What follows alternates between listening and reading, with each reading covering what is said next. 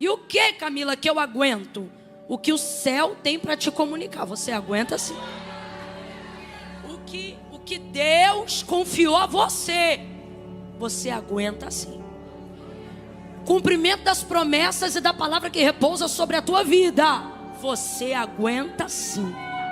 Aguenta sim. Você aguenta sim. É 1, respira. É 2, prepara. 2,5, não olha para mim não, olha para ele. 3, diga. Você aguenta sim. Você aguenta. Aguenta. Sacode o ombro dela aí de aguenta. Aguenta sim. Você aguenta sim. Você aguenta sim. Você pensa que não aguenta, mas aguenta sim. Aguenta. Você aguenta. Você pensa que a depressão vai te consumir, mas você aguenta. Aguenta sim. Você pensa que vai ficar refém de medicamento controlado a vida toda, mas você aguenta sim. Aguenta. Há uma palavra de Deus sobre a tua vida, há uma palavra de Deus sobre a sua casa. E tudo que existe, tudo que há, diz o autor da carta aos Hebreus, foi feito não por prova material do que se vê, mas foram criados pelo poder da sua palavra. Então não há absolutamente nada na sua vida que tenha condições de competir com a palavra de Deus que está sobre você.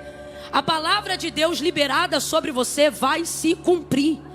A palavra de Deus liberada sobre você vai trazer à existência uma capacidade que você não sabia que poderia ser gerada dentro de você, para que você desenvolva o que precisa ser desenvolvido na sua vida, para tomar posse daquilo que Deus liberou sobre você. Camila, mas eu me sinto tão incapaz, eu me sinto tão distante daquilo que Deus quer de mim, ou até daquilo que Deus tem para me dar. Do que Deus tem para mim, eu me sinto tão longe. É porque Deus escolheu de fato as coisas que não são, para confundirem aquelas que pensam que são. Então, na verdade, sua vulnerabilidade só faz o farol de Deus ficar cada vez mais sobre você. Aquilo que você considera extremamente frágil em você, e que você pensa que é um motivo para não viver o que Deus tem, é na verdade um dos critérios pelos quais você foi escolhido. Porque esta fraqueza, ela não te desabilita, ela te empurra para o altar. Você acha de verdade que essa reunião aqui é a reunião dos fortes? É a reunião dos melhores? Não, irmãos, vamos nos voltar à humildade, apesar de toda a honra de desfrutarmos da glória e da presença de Deus nesse recinto. A verdade é que os mais capazes não estão aqui. Estão aqui aqueles que reconhecem que não são suficientemente capazes em si mesmo para seguirem. Eu vou dizer algo que Deus está mandando aqui.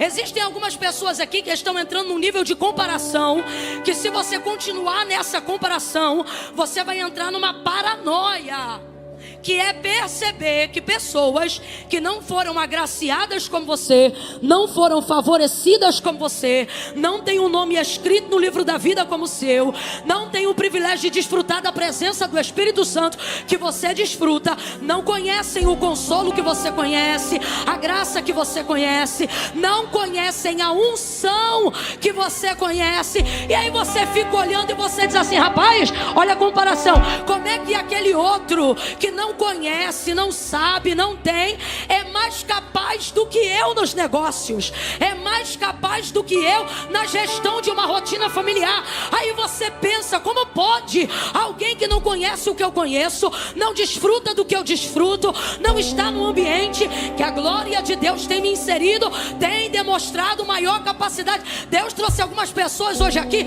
e Ele está dizendo: é verdade, o outro tem maior capacidade, por isso eu escolhi você. E te digo mais, não é que você não tem capacidade para explodir, é que eu estou te colocando em processo de implosão, para você aprender que a tua potência é minha glória, que a tua unção vem de mim, e que quando eu te colocar numa posição equivalente aos teus iguais, e alguém te perguntar numa entrevista, numa revista, numa matéria ou num podcast, como é que você chegou aqui, eu quero que da sua boca saia a verdade. Qual?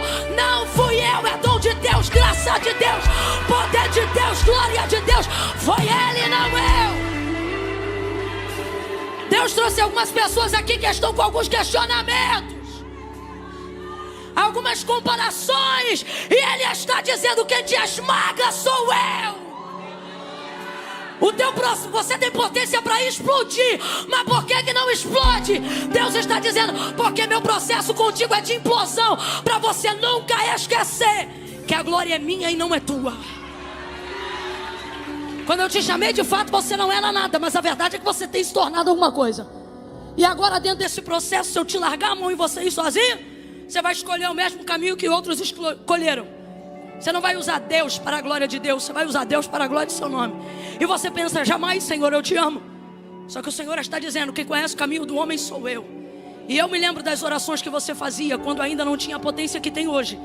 E dizia: Deus, não deixa eu me perder de ti, não deixa eu me esquecer de ti. Tua presença vale mais para mim. Agora, passar por esse processo esgaça muito. E não esgaça só o emocional, não. Neuroses e etc. Não. Esgaça tudo. Só que Deus hoje te trouxe aqui para organizar alguns pensamentos através da palavra. Porque você não será sucumbido pelo plano de Deus. Não. Você não será sucumbido pela graça, pela unção. Não. Camila, por que você está usando esse comportamento? Porque é o tipo de comparação que você faz. Se Deus é comigo e tal, por que eu não rompo? Por que eu estou num processo? Deus está falando comigo aqui. Eu não começo a introdução de mensagem assim, não. Os exegetas já estão murmurando. Mas Deus está sendo claro demais hoje aqui. Deus nos trouxe nessa noite para respostas. Porque tem gente hoje que saiu de casa e falou: Senhor, se tu não falar diretamente comigo,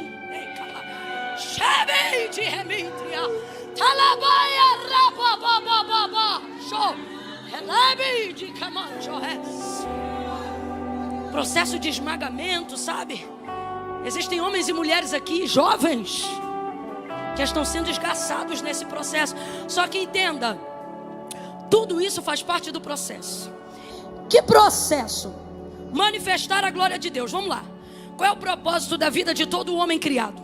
Não estou nem falando de filho, estou falando de todo homem criado, estou falando de toda criatura nascida. Qual é o propósito de toda criatura, de todo homem, de toda mulher? Qual é o propósito de Deus para a vida dele? Glorificar o nome dele.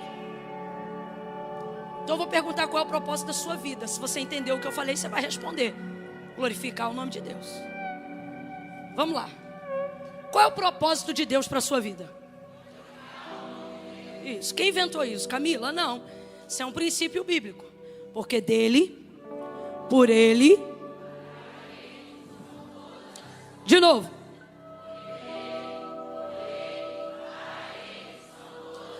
Vamos ver se você está ligado. Significa que quando Deus criou você, Ele estava pensando em quê? Deixa eu ver se você entendeu. Quando Deus criou você, você acha que Ele estava pensando em quem? Você? Se você entendeu, aqui é uma questão lógica, ok? Não precisa nem entrar com espiritualidade. Se dele, por meio dele e para ele são todas as coisas, comece a sufocar o seu ego agora mesmo, compreendendo a primeira coisa: quando Deus me criou, Ele não estava pensando, Ele estava pensando. Se você está com raiva disso, é porque tua vaidade já está transbordando. Significa que você está muito distante do propósito.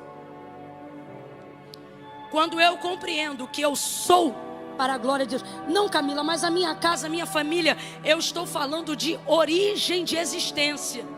E a palavra de Deus nos garante que todo ser criado, antes de ser gerado no ventre da sua mãe ou retirado da semente de seu pai, ele nasceu no pensamento de Deus.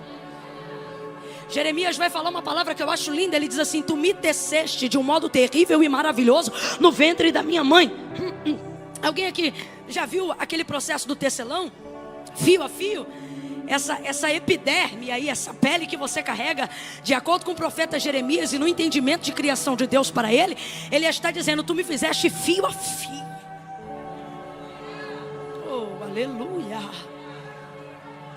Então, veja, dentro desse processo, eu entendo que quando Deus me criou, não era em mim que Ele estava pensando. E isso não me entristece, isso me alegra.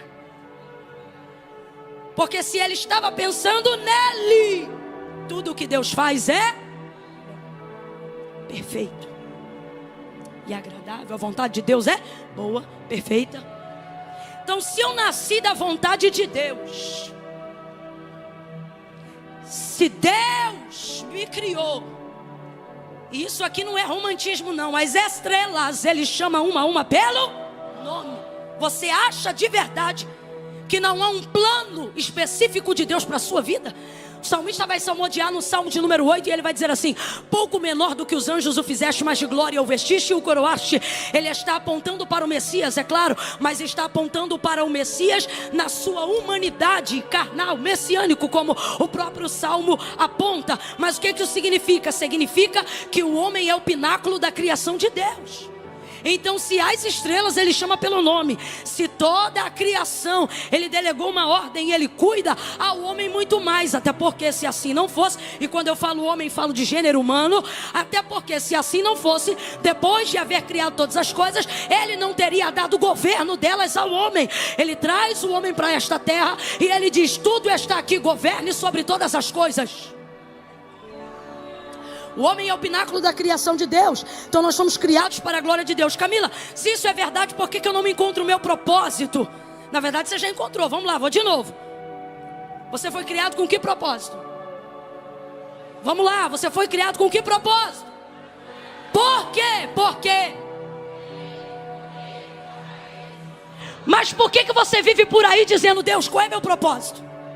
Por que você vive por aí dizendo: Deus, qual é meu chamado? É a pergunta que eu mais ouço. Por que você fica nesse questionamento? Porque a verdade da verdade é que nós não procuramos coisas que façam sentido para a glória de Deus. Procuramos coisas que façam sentido. Procuramos o que nos dá prazer. Procuramos o que nos dá status. Procuramos o que nos dá popularidade. Procuramos o que nos dá seguidores. Porque dentro de uma natureza caída, desenvolveu-se a ideia de que o reconhecimento da sociedade, baseado no que a gente tem, faz a gente ser quem a gente quer ser, sim ou não?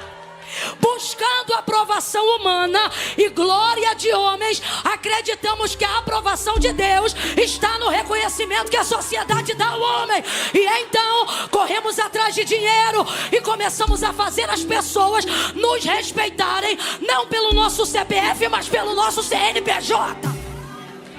Porque o quanto eu produzo vai dizer para as pessoas quem eu sou. Quanto mais eu produzo, mais respeito eu tenho. Quanto mais utilidade eu expresso, não para a obra de Deus, mas para o reconhecimento alheio, mais importante eu me sinto. E mais eu produzo, e mais eu produzo, e mais eu produzo, e mais eu produzo, e mais eu produzo. E não pense você que quem está fora da eclésia, da igreja e do reino de Deus está fora dessa tentação, porque não está, não. Pelo contrário, são as mentes mais cauterizadas que vão caindo na ideia do ativismo religioso, de que fazer sobre a justificativa que é para Deus te aproxima de Deus. Quando na verdade muitos conhecem Ele, mas não são conhecidos dele. Gente, naquele dia Jesus vai dizer: muitos virão muitos. Ele disse: bora, ele disse: vão vir para mim, vão dizer: em teu nome eu expulsei demônios, em teu nome eu curei.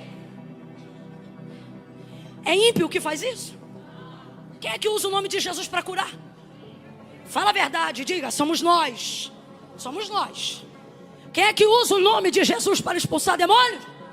Só que o que é que ele vai dizer para essas pessoas? Apartai de mim, malditos, porque eu nunca vos conheci. Vocês me conheciam, vocês trabalhavam no uso do meu nome, mas eu nunca conheci vocês. Então veja, caminhamos então nessa ideia, sem perceber. E os que se acham mais crentes do que os outros são os que mais estão vivendo essa verdade, porque eles pensam que o mundo não tem poder de afetá-los. Eles pensam que a rede social não tem poder de afetá-los. Mas olhe para cá, todos nós estamos, cada um até certo ponto, afetados sim. Por isso a oração de Jesus é: eu lhe peço que não os tire do mundo, mas que os guarde no mundo. No mundo. Porque vai ser difícil, mas Ele também nos dá esperança. Ele diz: eu venci o mundo.